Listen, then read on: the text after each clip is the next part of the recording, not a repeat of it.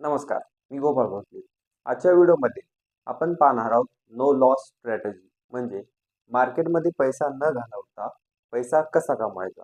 चला तर मग व्हिडिओला सुरुवात करूया. कुठलाही वेळ वाया न घालवता आणि चॅनलवर नवीन असाल तर चॅनलला सबस्क्राईब करा. चला तर मग व्हिडिओला सुरुवात करूया. तर मित्रांनो, भारतीय अर्थव्यवस्था ही विकसनशील अर्थव्यवस्था आहे. त्यामुळे परदेशी गुंतवणूकदार सुद्धा आपल्या भारतातल्या कंपन्यांमध्ये इन्व्हेस्ट करून पैसा कमवत आहेत. त्यामुळे जर आपण शेअर मार्केटला घाबरून राहू तर आपला प्रॉफिट कसा होणार. तर मी असे काही मार्ग सांगणार आहे जेणेकरून आपण पैसा न घालवता सुद्धा मार्केटमधून चांगला पैसा कमवू शकतो आणि विकसनशील अर्थव्यवस्थेचा आपल्याला सुद्धा फायदा होऊ शकतो. चला तर मग व्हिडिओला सुरुवात करूया आणि पहिला टॉपिक आहे ते आपण मोबाईल स्क्रीनवर पाहूया.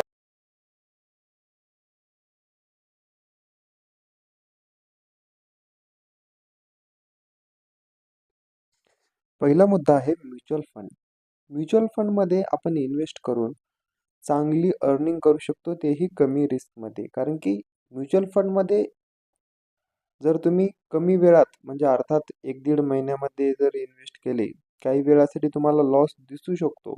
पण लाँग टर्ममध्ये कुणाचाही म्युच्युअल फंडमध्ये लॉस झालाय असं आत्तापर्यंत तरी मी कधी ऐकलं नाही. कारण की म्युच्युअल फंडमध्ये लाँग टर्ममध्ये खूप जास्त प्रॉफिट बनतं आणि कंपाऊंडिंगमुळे जर तुम्ही SIP केली तर खतरनाक लाखो करोडो रुपयांमध्ये तुमचं प्रॉफिट तुम्हाला दिसत असतं.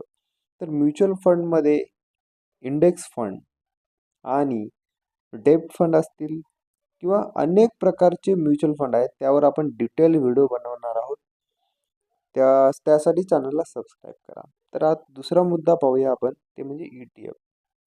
मित्रांनो, म्युच्युअल फंड सारखाच ETF हा प्रकार असतो तो जो की शेअरच्या स्वरूपात असतो.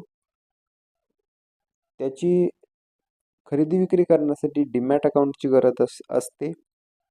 तर ETF हे अनेक प्रकारचे असतात. त्यामध्ये इंडेक्स फंड, सिल्वर, गोल्ड अशा प्रकारचे ETF सुद्धा असतात. आणि ETF मध्ये सुद्धा इंडेक्स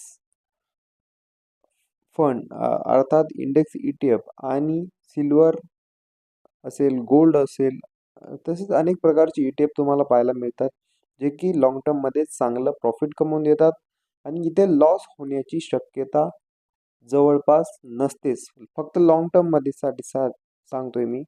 कारण की शॉर्ट टर्ममध्ये तुम्हाला काही वेळ लॉस दिसू शकतो. कारण की जर तुम्ही मार्केट हायला असताना इन्व्हेस्ट केलं आणि त्यानंतर जर तुम्ही 1-2 महिन्याने चेक केला पोर्टफोलिओ तर तुम्हाला काही दिवस लॉस दिसू शकतो. पण जर तुमचं विजन हे लाँग टर्म असेल तर मात्र ETF मधून चांगला पैसा प्रत्येक जण कमवू शकतो, हे मात्र नक्की आहे.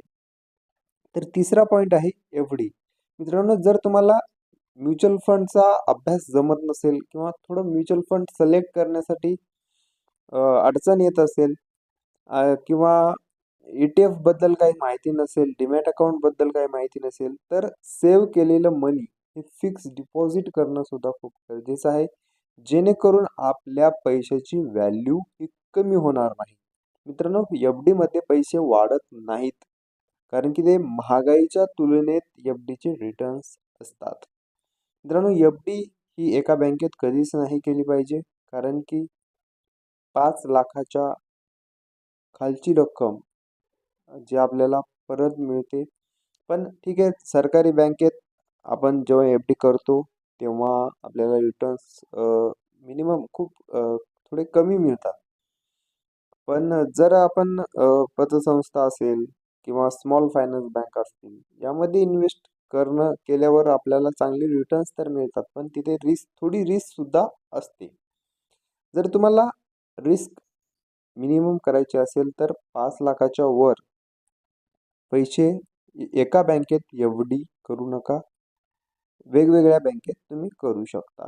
तर व्हिडिओ कसा वाटला नक्की सांगा आणि व्हिडिओ संपूर्ण पाहिल्याबद्दल खूप खूप धन्यवाद. शिका आणि कमवा.